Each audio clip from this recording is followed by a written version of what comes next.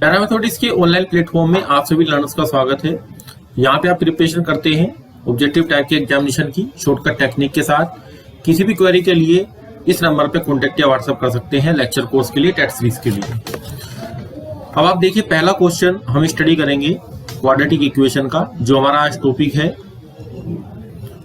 Quadratic equation के question को हम डिस्कस करेंगे। पहला क्वेश्चन देखिए, 2 of the roots of the equation are in the ratio. Basically subjective question है जिसमें रूट्स का रेशो आपको दिया जाता है। अब आपको रूट्स फाइंड आउट करने हैं इक्वेशन के। ये इक्वेशन हमें दी गई है x³ - 9x² + k 14x + k 24 = 0। इसको मैंने हाईलाइट कर दिया है। अब देखिए, अगर हम सब्जेक्टिव अप्रोच से क्वेश्चन को सोल्व आउट करते हैं तो एक रूट 3 अल्फा मानना पड़ता है, एक 2 अल्फा मानना पड़ता है और एक बीटा मानना पड़ता है। फिर आप यहाँ पे sum of the roots, product of the roots, इनका फॉर्मूला ऑपरेट करते हैं। लेकिन अगर क्वेश्चन के आंसर में आपको रूट दिए गए हैं तो हम क्या करते हैं कि अपने जो इक्वेशन आपको दी गई है उसके सम ऑफ द रूट से, प्रोडक्ट ऑफ द रूट से हम इस क्वेश्चन को ऑप्शन से करेंगे। ये आपकी ऑब्जेक्टिव टेक्निक हो गई। तो देखिए, सबसे पहला हमें देखना है कि -9 जब इक्वेशन के रूट हम फाइंड आउट करते हैं तो हमें देखना होता है कि यहाँ पे जो माइनस के बाद जो 9 आ रहा है ये हमें किससे ऑब्टेन हो रहा है। तो यहाँ आप देख लीजिए, 6 4 10, 10 में 2 गए 8, तो ये ऑप्शन हमारा आंसर नहीं होगा, क्योंकि सम ऑफ द रूट्स हमारे पास क्या आता है, माइनस का b/a आता है, तो वो यहाँ पे 9 आएगा। अब यहाँ पे 3 और 2 5, 5 में से 2 घटाएंगे तो 3 आएगा, ये भी हमारा आंसर नहीं होगा। यहाँ भी 3 आंसर आएगा तो ये भी हमारा आंसर नहीं होगा। और 6 4 10 में से 1 घटाएंगे तो 9 आएगा, यही हमारा आंसर है। अगर एक से ज्यादा ऑप्शन सही आते तो फिर हम प्रोडक्ट ऑफ द रूट्स पे बात करते कि किसका प्रोडक्ट -24 आएगा। फिर हम पी पे काम करते कि जो रूट्स का प्रोडक्ट है वो किस तरीके से आएगा। तो यहाँ पे जब एग्जामिनर ने क्वेश्चन बनाया तो उसने जो 3:2 है, 3:2 को कंसिडर करके ये ऑप्शन लिख दिए, क्योंकि इनमें 3:2 आपका क्लियर हो रहा है। अब जो लास्ट वाला नंबर है इसको चेंज किया, उससे हमारे ऑप्शन बन गए। तो इसी चीज का हमने बेनिफिट लिया कि हमने ऑप्शन से क्वेश्चन को सोल्व आउट किया। तो डी ऑप्शन आपका करेक्ट आंसर होगा। हमने इजीली फाइंड आउट किया कितने मिनट में। आप अगर जनरली सोल्व करेंगे इस मेथड से तो आपके 2 मिनट से ज्यादा लग जाएंगे क्वेश्चन को सोल्व आउट करने में।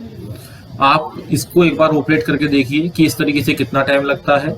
और ये जो हम टेक्निक आपको बता रहे हैं, यहाँ पे आपको 40 सेकंड से कम का टाइम लगेगा। 40 सेकंड से 50 सेकंड का हमारा मैक्सिमम मार्जिन रहता है क्वेश्चन को सोल्व आउट करने का। क्वेश्चन नंबर 2 देखिए, ये भी अच्छा क्वेश्चन है। अल्फा बीटा गामा हमारे पास रूट है गिवन इक्वेशन की। ये इक्वेशन आपको दी गई है, तब आपको 1 - अल्फा 1 - बीटा 1 - गामा इसकी वैल्यू निकालनी होती है।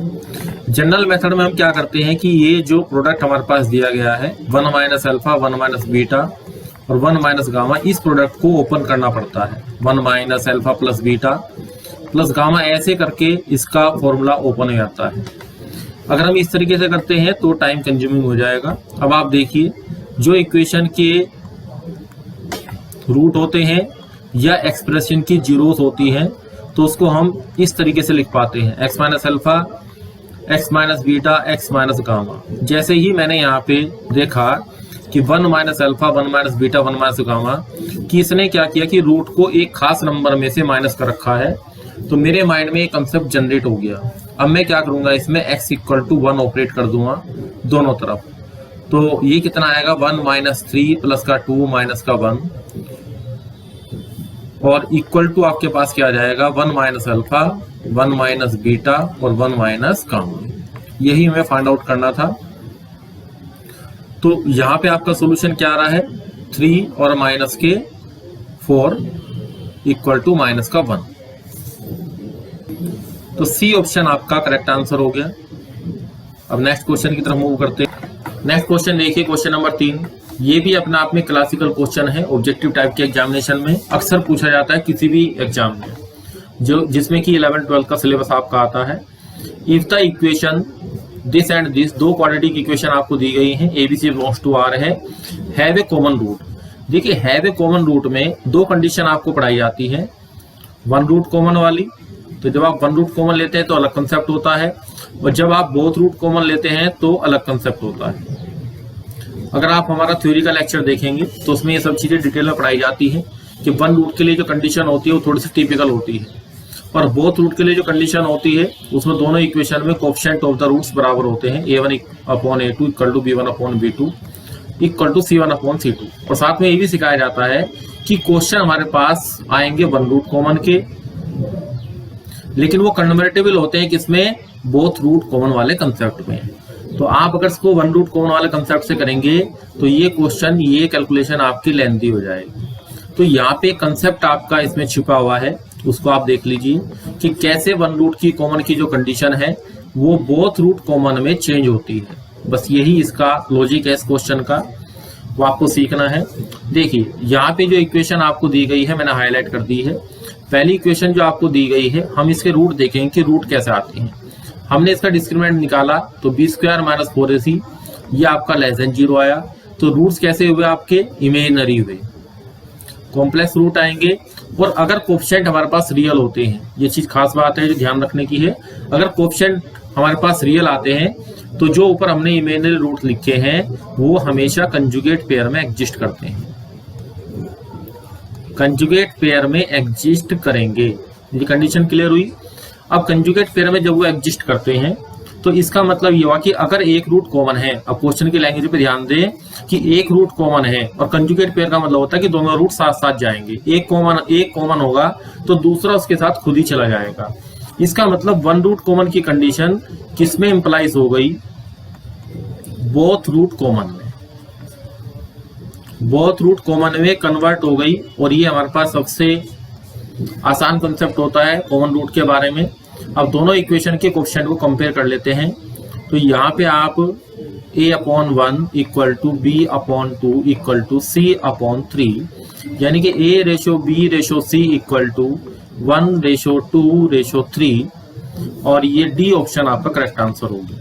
तो ये अपने आप में एक इम्पोर्टेंट क्वेश्चन है, आपके इंटरव्यू की दृष्टि से भी, आपकी नॉलेज की दृष्टि से भी, और जो क्वेश्चन की सोल्विंग टाइम है 40 सेकंड का जो मेरा टारगेट है उसकी दृष्टि से भी। क्वेश्चन नंबर 4 देखिए, if beta satisfy the inequality, beta इस इनइक्वालिटी को सेटिस्फाई करता है तो सबसे पहले हम क्या करते हैं, इसके फैक्टर करते हैं। ये फैक्टर आपको सीधे करने आने चाहिए।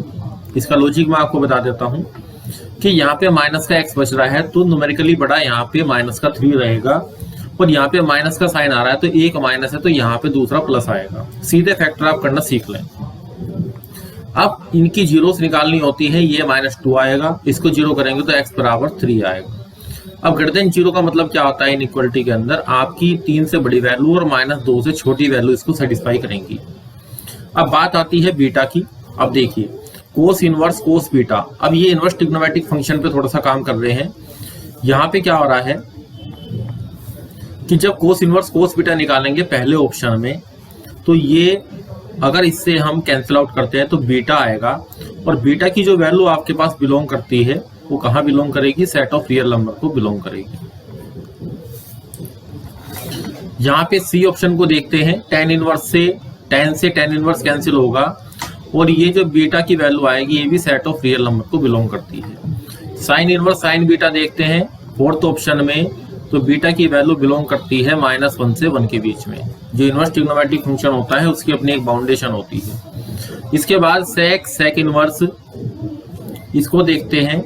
यहाँ पे जो आपके पास बीटा की वैल्यू आएगी, बीटा बिलोंग करेगा R में से आप माइनस करेंगे ओपन इंटरवल -1 to 1, यानी कि ये वैल्यूज आपकी माइनस के इन्फिनिटी से, यहाँ पे जो बीटा बिलोंग करेगा -∞ से -1 क्लोज यूनियन, और फिर 1 से लेके इन्फिनिटी तक। अब हमने जो इंटरवल बनाया था वो बनाया था -2 और -3। तो इस तरीके से बी ऑप्शन आपका करेक्ट आंसर हुआ, क्योंकि ये हमारे इंटरवल को सेटिस्फाई कर रहा है। हमारा जो बीटा का इंटरवल आ रहा है वो आ रहा है -1 से छोटा और 1 से क्या आ रहा है, बड़ा आ रहा है। तो ये वैल्यू जो हमारे पास 3 से बड़ी आ रही है ये एक्सेप्टेबल वैल्यूज हैं जो इक्वेशन के रूट को सेटिस्फाई करती है। तो बीटा हमारा यहाँ लाइज कर सकता है या फिर बीटा हमारा यहाँ लाइज कर सकता है। इस पोर्शन को मैंने हाईलाइट कर दिया है, यहां लाई करेगा आपका बीटा। तो कंसेप्ट की पॉइंट ऑफ व्यू से देखें तो ये आपका अच्छा क्वेश्चन है, बी ऑप्शन आपका करेक्ट आंसर होगा। नेक्स्ट क्वेश्चन देखें, ये क्वेश्चन भी आपका इंपॉर्टेंट क्वेश्चन है।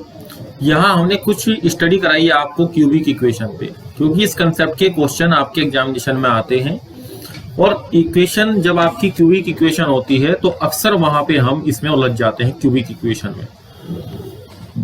तो इसने पूछा है कि the value of the real number के की किस वैल्यू के लिए ये जो इक्वेशन आपको दी गई है 2x³ + 3x + k = 0, इसके दो डिस्टिंक्ट रियल रूट होंगे के की किस वैल्यू के लिए। हम के की यहाँ क्या वैल्यू रखें, बिटवीन 2 and 3, बिटवीन -1 and 0, या डाई नॉट एग्जिस्ट, या फिर बिटवीन 1 and 2। अब देखिए, जब हम इक्वेशन की स्टडी करते हैं तो उसके रेस्पेक्टिव एक्सप्रेशन को हमें ग्राफिकल पॉइंट ऑफ व्यू से लिखना पड़ता है। तो हमने क्या किया, यहाँ पे 2x³ + 3x + 1 को fx मान लिया। अब हम इसका डेरिवेटिव निकालते हैं। अब यहाँ आपके माइंड में क्वेश्चन अराइज होगा कि हमने इसका डेरिवेटिव क्यों किया, तो उसका कंसेप्ट मैं आपको बताता हूँ अभी। क्यूबिक इक्वेशन की जब हम स्टडी करते हैं तो हमें उसके मैक्सिमम मिनिमा के जो पॉइंट होते हैं उसको फाइंड आउट करने के लिए, जो लोकल मैक्सिमा लोकल मिनिमा के जो पॉइंट बनते हैं यहाँ पे क्यूबिक इक्वेशन के अंदर, उनको काउंट करने के लिए हमें क्या करना पड़ता है, इसका डेरिवेटिव करना पड़ता है। तो ये कंसेप्ट भी आप सीख लें, अच्छा कंसेप्ट है। जनरली हमारे माइंड में सीधा सीधा नहीं आता। 3x² और प्लस का 3 हमारे पास आ गया और ये > 0 होगा। जब ये > 0 होगा तो इसका मतलब क्या हुआ कि f हमारे पास क्या है, स्ट्रिक्टली इंक्रीजिंग फंक्शन है। अब स्ट्रिक्टली इंक्रीजिंग फंक्शन है, क्यूबिक का जो कोफिशिएंट मेरे पास है, ये जो क्यूबिक हमें दी गई है इसका कोफिशिएंट हमारे पास पॉजिटिव है, और इसमें जो ग्राफ इसका बनेगा स्ट्रिक्टली इंक्रीजिंग इस तरीके से बनेगा। तो ग्राफ स्ट्रिक्टली इंक्रीजिंग हो गया, तो इसका मतलब f के जो नंबर ऑफ रूट आएंगे, नंबर ऑफ जीरोस कहता हूं इसके, number of zeros of fx हमारे पास कितना आएंगे, इज 1। तो इसके कभी भी दो डिस्टिंक्ट रियल रूट होंगे ही नहीं। इसका मतलब क्या हुआ कि k के ऊपर हम कंडीशन ऑपरेट करें या ना करें, तो k की किसी भी वैल्यू के लिए, क्योंकि इस क्यूबिक इक्वेशन का कांस्टेंट से कोई भी इस पे अंतर नहीं पड़ रहा है, प्लस k काउंट होने से सिर्फ हमारा ग्राफ ऊपर या नीचे इसका मूवमेंट होता है, बाकी कोई और इफेक्ट इस पे नहीं आएगा। तो यहाँ अगर मुझे स्टडी करनी होती तो मैं इसको केवल इस पार्ट को भी स्टडी कर सकता था जो मैंने बॉक्स में बंद किया है। मैं k को उसमें ना लेता, क्योंकि किसी भी ग्राफ में अगर हम प्लस का कोई कांस्टेंट ऐड करते हैं तो ग्राफ केवल क्या करता है, मूवमेंट हो जाता है उसका। फिगर में ग्राफ का जो मूवमेंट है ऊपर या नीचे हो जाता है, बस इतना अंतर आता है। तो आप ये इसमें कुछ भी जोड़ेंगे, ये पूरी क्यूबिक इक्वेशन हमारे पास क्या रोल प्ले करेगी, इसका केवल एक ही रियल रूट होगा। और वैसे भी मैं आपको बता देता हूं, जब आपके पास क्यूबिक इक्वेशन होती है तो उसके नंबर ऑफ रियल रूट या तो 1 होते हैं या फिर तीनों रियल होते हैं। 2 रूट कभी भी रियल हमारे पास नहीं आते, क्योंकि वे कंजुगेट पेयर में एग्जिस्ट करते हैं, जो कि आपके आयटा वाले होते हैं। इस कारण की वजह से तो जितना हमने पार्ट डिस्कस किया, तो यहाँ पे एक शॉर्ट टेक्निक आपकी काम कर गई। मैंने भी पहले इसको नोटिस नहीं किया कि ये कह रहा है कि इसके 2 डिस्टिंक्ट रियल रूट हैं, तो क्यूबिक इक्वेशन के कभी भी आपके पास 2 डिस्टिंक्ट रियल रूट होंगे और एक हमारा कभी भी उसमें इमेजिनरी रूट में कभी भी नहीं जाएगा। तो इसलिए के ऊपर कंडीशन ऑब्टेन नहीं होगी, डज नॉट एग्जिस्ट पे हमारा आंसर रहेगा। ये कंसेप्ट आपने सीख लिया। चलो इसके साथ ये क्वेश्चन हमारा डिस्कस हो गया। ये कंसेप्ट आपके और क्वेश्चन के अंदर काम आएगा, इंपॉर्टेंट कंसेप्ट है।